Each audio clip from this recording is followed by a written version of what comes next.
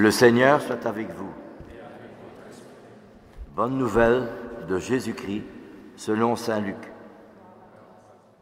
En ce temps-là, le peuple venu auprès de Jean le Baptiste était en attente, et tous se demandaient en eux-mêmes si Jean n'était pas le Christ.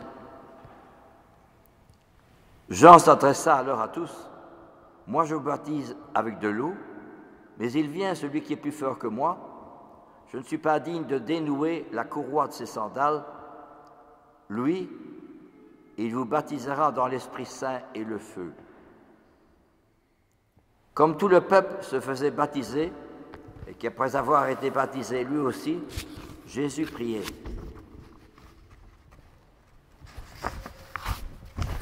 Le ciel s'ouvrit, et l'Esprit Saint, sous une apparence corporelle, comme une colombe, descendit sur Jésus. Il y eut une voix venant du ciel: « Toi, tu es mon Fils bien-aimé, en toi je trouve ma joie. » Acclamons la parole de Dieu. L'Église célèbre aujourd'hui le baptême de notre Seigneur et qui termine ainsi le temps de Noël.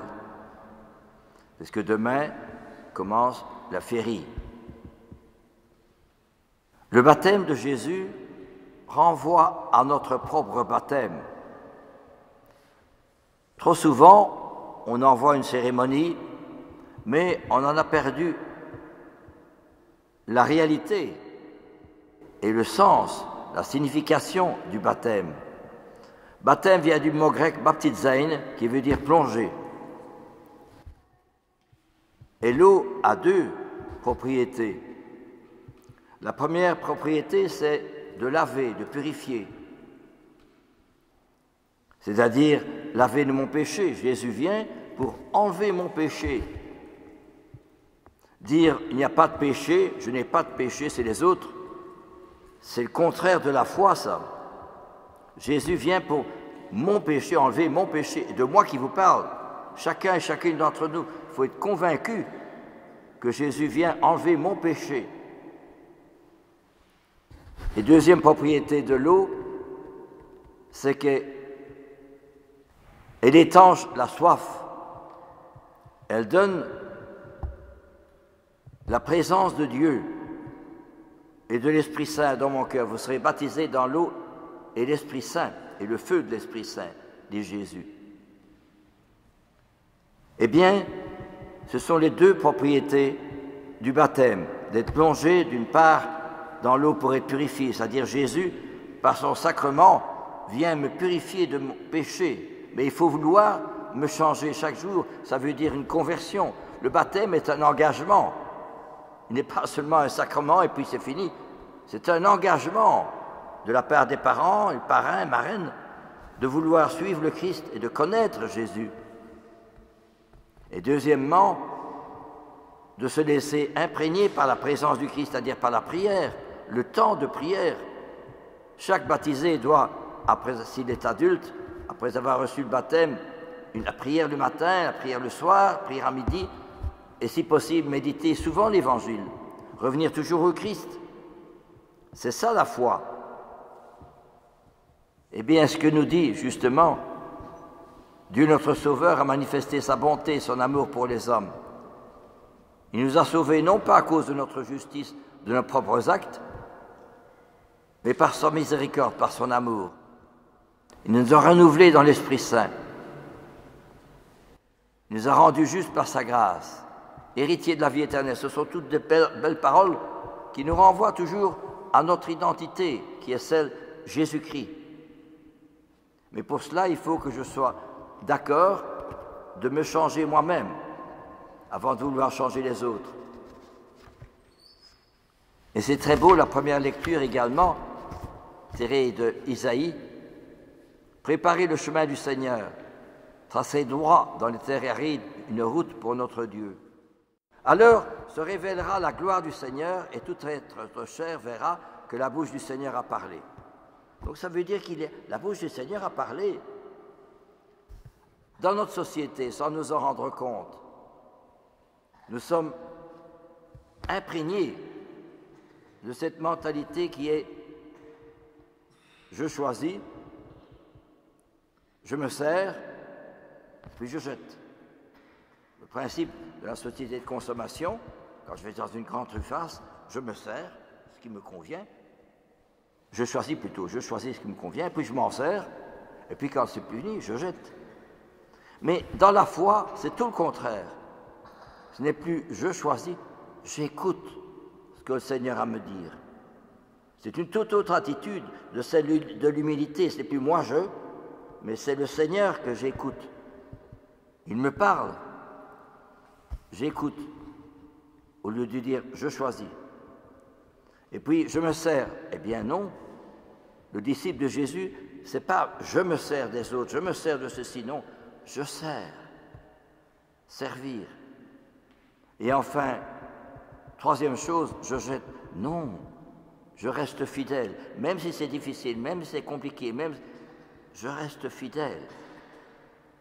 Au milieu des difficultés, des problèmes, des contrariétés, des critiques, des oppositions, des mauvaises humeurs, je continue à rester fidèle. Pourquoi? Parce que je suis branché sur notre Seigneur par le baptême. Voyez-vous? J'avais été vicaire à Orion-Zémont, au-dessus de Jmep,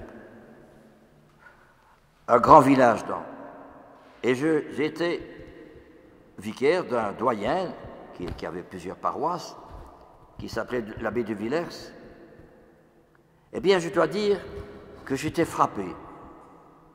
Ce prêtre, il gardait le silence et il écoutait beaucoup.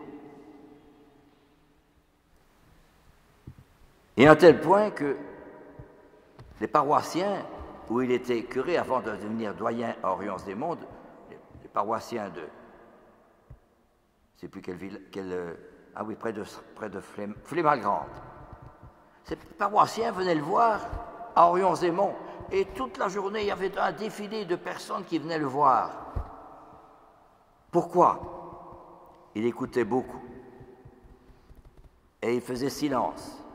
Et on était frappé de voir son accueil silencieux.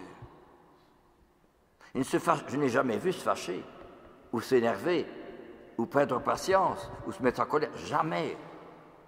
Toujours patient, silencieux, calme, écoutant beaucoup. J'ai été frappé par son attitude.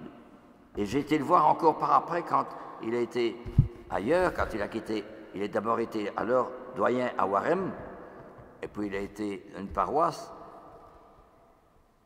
comme prêtre secondaire, prêtre auxiliaire. Mais je le suivais, j'allais le voir de temps en temps, parce que ce n'est pas facile de s'occuper des jeunes et de pouvoir parler un peu de son problème. Eh bien, il écoutait beaucoup. Et quand on le quittait, on se sentait meilleur. Il avait le don, justement, parce que c'était un homme de prière, il avait le don de toujours s'émerveiller devant l'autre, d'écouter ce qu'il y a de beau dans l'autre. Je n'ai jamais entendu critiquer, s'opposer, dire du mal, jamais. Alors que j'étais vicaire pendant 3 ans et demi avec lui, jamais. Peut-être qu'il y avait des choses personne qui faisait cela, ou du mal, etc. Mais il ne se plaignait pas. Il trouvait ça dommage, mais il ne se plaignait pas. Et il avait un aura vis-à-vis des fidèles, vis-à-vis des paroissiens, que beaucoup d'autres n'avaient pas, parce qu'il y avait des réunions, des discussions, on parlait beaucoup, mais lui, il parlait quand c'était vraiment nécessaire. Mais il écoutait beaucoup. Et je vous dis, quand j'étais à Ozémont, vicaire, jeune vicaire, beaucoup de gens de Flémalgrande venaient le voir pour l'écouter, pour parler avec lui. Il ne se fâchait jamais. Et que deux fois, il était le soir, et sa maman, sa vieille maman, qui est morte presque à 100 ans, elle préparait le repas. Quand il y avait des personnes, il écoutait les gens. Il ne disait pas, vous savez, mon repas, mon souper m'attend. Non. Il accueillait les gens, il les écoutait, avec beaucoup de patience. Patience. Et quand il revenait, le souper était froid, évidemment. Il ne se plaignait jamais. Ça, c'était vraiment formidable. Et c'est vraiment mettre la parole de Dieu en pratique et mettre le baptême en pratique. Tous les jours, Jésus me parle, Jésus me confie une mission, j'écoute, je rends service et je suis fidèle. C'est tout le contraire de la société, mais pour ça il faut prier, parce que c'est dans la prière que le Seigneur m'apprend à l'imiter, à lui ressembler, à faire comme lui. C'est lui qui m'apprend, c'est pas moi. Alors, comme ce prêtre, comme je viens de citer, eh bien, une attention à chacun, une écoute, un silence vis-à-vis de chacun, sans s'énerver. Si on s'énervait sur lui, il écoutait, patiemment. C'était formidable, hein? Et quand on le quittait, je vous le dis, je le répète, on se sentait meilleur. Et quand je le voyais passer avec la voiture pour lui dire au revoir, il était toujours comme ça, les mains, je prie pour toi, hein? C'est formidable, c'est beau, ce sont des exemples magnifiques de chrétiens, de croyants, qui ont été transformés par la grâce et par l'amour. C'est ça le baptême, hein?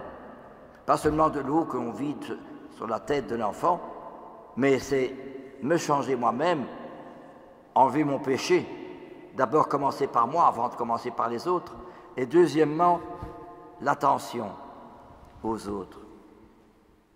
C'est l'Esprit Saint, qui est un esprit d'amour, de don de soi, de générosité.